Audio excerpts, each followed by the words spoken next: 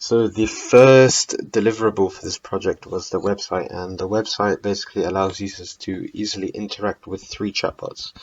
That is a sequence, transformer, and multiple encoders.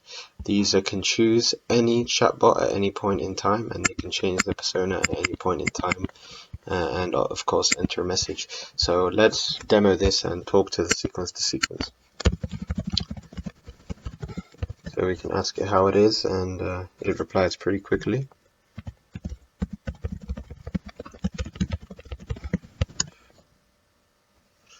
Okay, cool, and we can at any point in time switch models and change the persona if we want to. So right now we're talking to the transformer, which will give slightly different responses when compared to the sequence.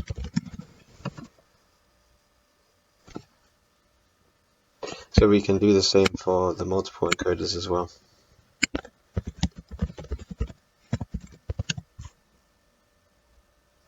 Cool. And like I said, we can change the persona anytime. So this is the website. It's on the internet. Anyone can access it. It's super easy for just casual users. Next thing is the command line interface. So what the command line interface allows us to do is train, interact with, and evaluate the models in Python. So first things first, let's see how we can talk to the models. So we can, for example, say talk sequence to sequence, and we can set whatever we want for the beam width. So let's make it 5, for example, and we can choose a persona out of 17,000 personas. So same thing, really similar to the website, except now we're doing all of this through a command line interface.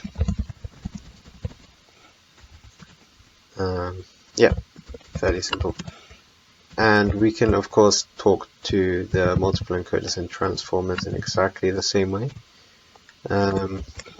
If we want to, we can also plot the attention. So to plot attention, we do need to turn beam search off and set plot attention to true.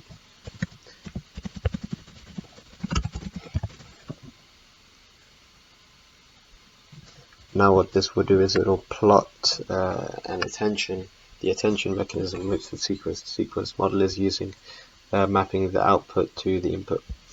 So that's the talk arguments. We can also evaluate the model. The model needs to be trained.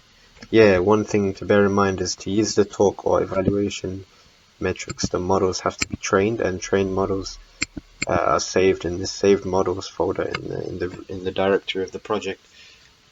You will need to train these models yourself, but I have included a link to the models which I have trained in the dissertation, so you can download those. So you don't really need the hassle of training. So we can evaluate sequence to sequence, for example, and that'll calculate the perplexity in F1, but it takes some time, so we won't do that here. And similarly, we can train any model that we want from the 3. So we can, for example, train a sequence to sequence, and a lot of the default values are already optimized for the problem at hand, but we can change the epochs, the batch size, and whatnot. So yeah, that's training and as such. So now let's quickly discuss the results. The sequence to sequence and multiple encoders were joined first in the perplexity and F1 automatic metrics. So the models were quite tight in these metrics, so the manual evaluation metrics, which is basically human evaluations, gave us a better clue for which model was performing best. The sequence to sequence with attention did outperform all the other models. However, Transformer is a very interesting model. It does produce a lot of interesting and spontaneous responses.